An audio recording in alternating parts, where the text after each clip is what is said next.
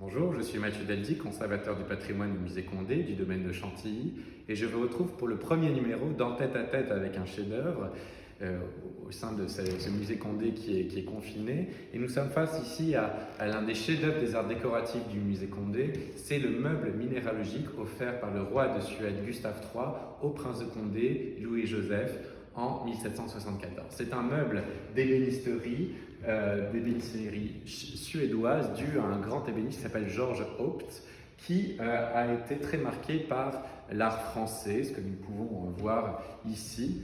C'est un meuble qui donc a été commandé par le roi de Suède après son séjour ici à Chantilly en 1771. Lors de cette année-là, le roi de Suède fait un tour d'Europe et notamment en France. Il est accueilli à Versailles, il vient ici à Chantilly. Il est reçu comme un prince par Louis-Joseph de Bourbon-Condé et en témoignage de sa gratitude, de sa reconnaissance pour cet accueil, il va offrir quelques années plus tard ce meuble au prince de Condé, comme l'indique l'inscription que vous voyez ici, Muséum minéralogique, c'est-à-dire cabinet minéralogique, donné en 1774 par Gustave III, roi de Suède, à Louis-Joseph de Bourbon, prince de Condé.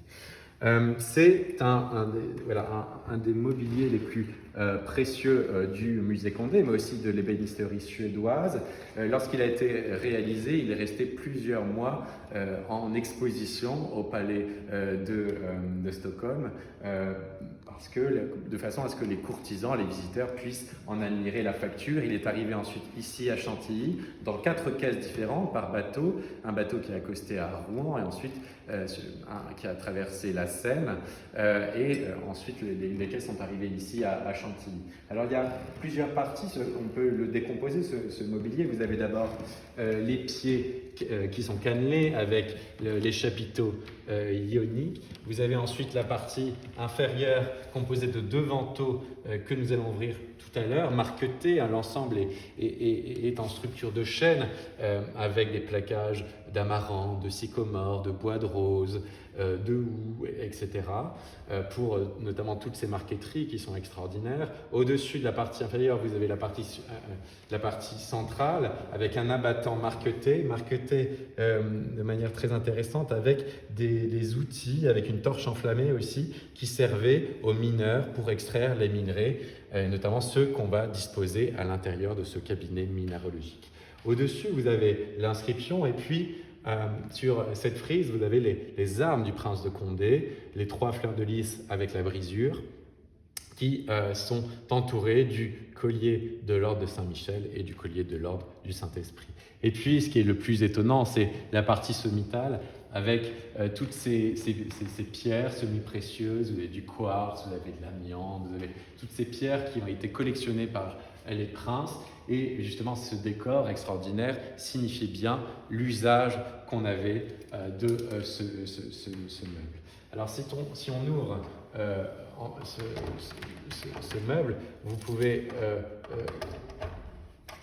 on va pouvoir se rendre compte de son usage avec des petits tiroirs extraordinaires dans un état de conservation et de fraîcheur incroyable qui servaient à exposer les pierres précieuses et semi-précieuses offertes par le roi de Suède ou appartenant au prince de Condé. Malheureusement, toutes ces pierres ont été confisquées en 1793 à la Révolution française et elles n'ont pas été rendues en même temps que le mobilier sous la Restauration.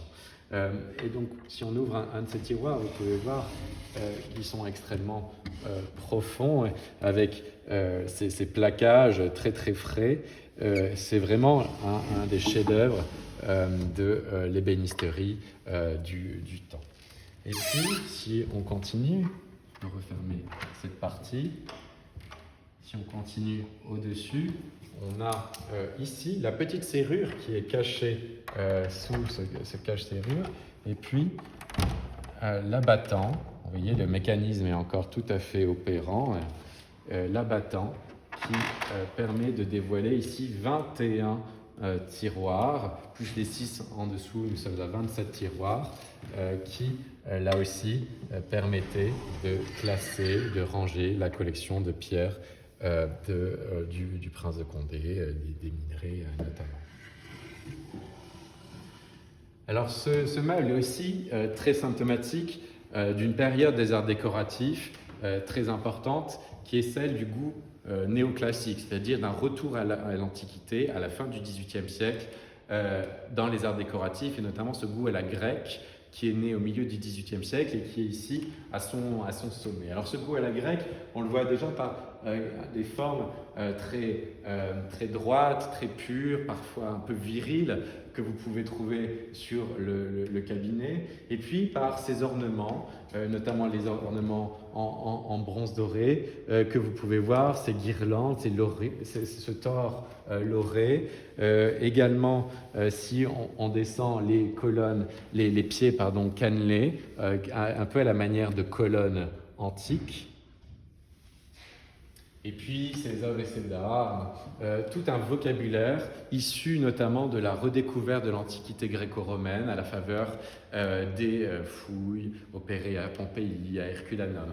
Donc on est vraiment face à un des sommets du mobilier néoclassique, effectué, réalisé par des ouvriers et des artistes suédois, mais très marqué par les arts décoratifs français.